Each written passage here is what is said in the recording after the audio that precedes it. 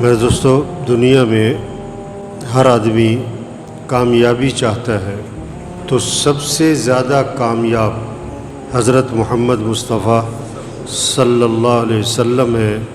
اب جس کو کامیابی چاہیے تو حضور صلی اللہ علیہ وسلم کی اتباع کرنی پڑے گی۔ ہر انسان عزت چاہتا ہے، تو سب سے زیادہ عزت والے کون ہیں؟ حضرت محمد صلی اللہ علیہ وسلم میں۔ عزت چاہیے تو نبی کا دامن پکڑنا پڑے گا۔ ہاں، نبی کا طریقہ چھوڑ کر، نبی کا دامن چھوڑ کر کسی کو عزت نہیں ملنی، پکی بات، 100%۔ ہاں، ایک ہے سیرت کو منانا، سیرت کو منانا، ایک ہے سیرت کو اپنانا۔ زیادہ ضروری چیز کیا ہے؟ زیادہ ضروری چیز کیا ہے بھائی؟ سیرت کو اپنانا۔ اچھا، پھر سیرت کو منانا ہے کیا؟ سیرت کو مناؤ۔ سیرت کو منانا کسے کہتے ہیں؟ سیرت کو منانا بھی کیا ہے؟ سیرت کو اپنانا۔ سیرت کو منانے کا طریقہ کیا ہے؟ سیرت کو اپناؤ۔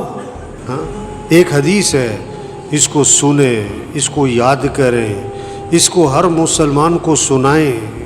ایک حدیث سنانے لگو، اس حدیث کو سنیں، اس حدیث کو یاد کریں، اس حدیث کو ہر مسلمان کو سنائیں، گھر میں سنائیں، دوستوں کو سنائیں، رشتہ داروں کو سنائیں، پڑوسیوں کو سنائیں، بازار میں سنائیں۔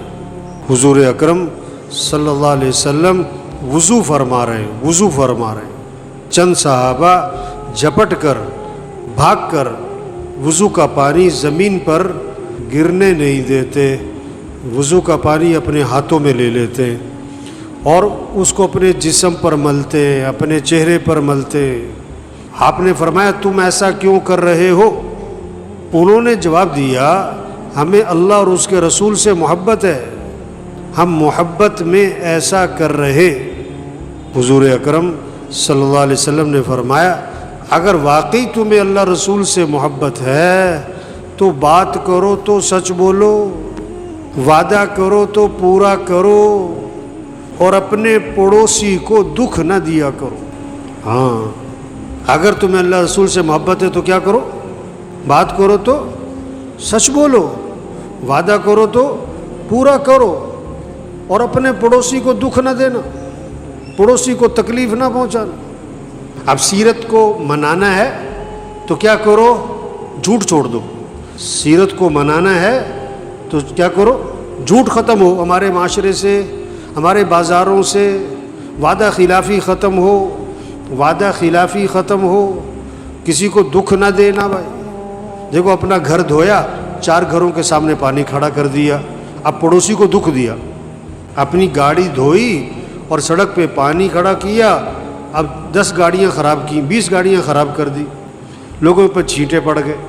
اب بازاروں کو سجانا ہے، بازاروں کو سجاؤ بھائی، سیرت مناؤ، بازاروں کو سجاؤ۔ کس سے سجاؤ؟ سچ سے۔ بازاروں کو سجاؤ کس سے بھائی؟ سچ سے۔ بازاروں کو سجاؤ وعدہ پورا کرنے سے۔ بازاروں کو سجاؤ حضرت محمد مصطفیٰ صلی اللہ علیہ وسلم والی تعلیمات سے۔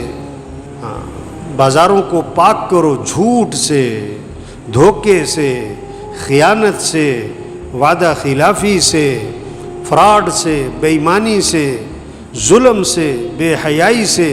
بازار کو پاک کرو بھائی۔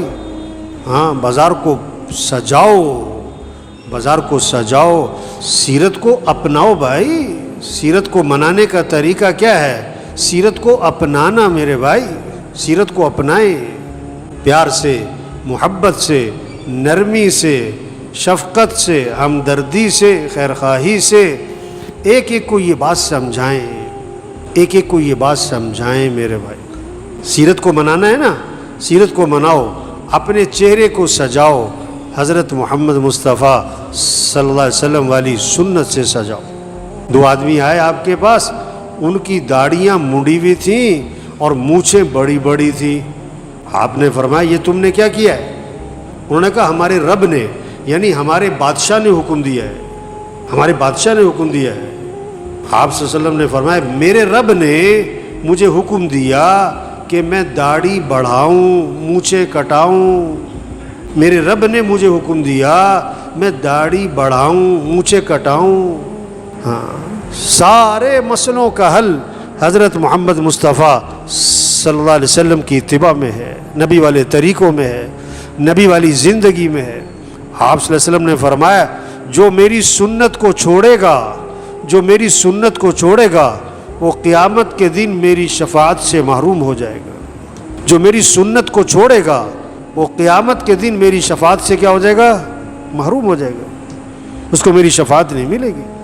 وہ آپ صلی اللہ علیہ وسلم نے فرمایا جو کثرت سے درود شریف پڑھے گا جنت میں اسے میرا پڑوس ملے گا. جنت میں حضور صلی اللہ علیہ وسلم کا پڑوس ملے گا جو کثرت سے درود شریف پڑھے.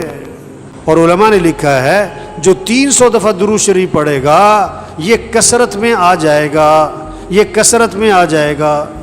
اب سیرت مناؤ کیا کہ گھر کا ہر فرد جو ہے تسبیح لے کے بیٹھے، بھی درود شریف پڑھو، بھی 300 دفعہ درود شریف پڑھو. بیٹا پڑھے، بیٹی پڑھے، اماں پڑھے، آپ خود پڑھو، آپ کی بیوی پڑھے، بھی درود شریف پڑھو بھائی.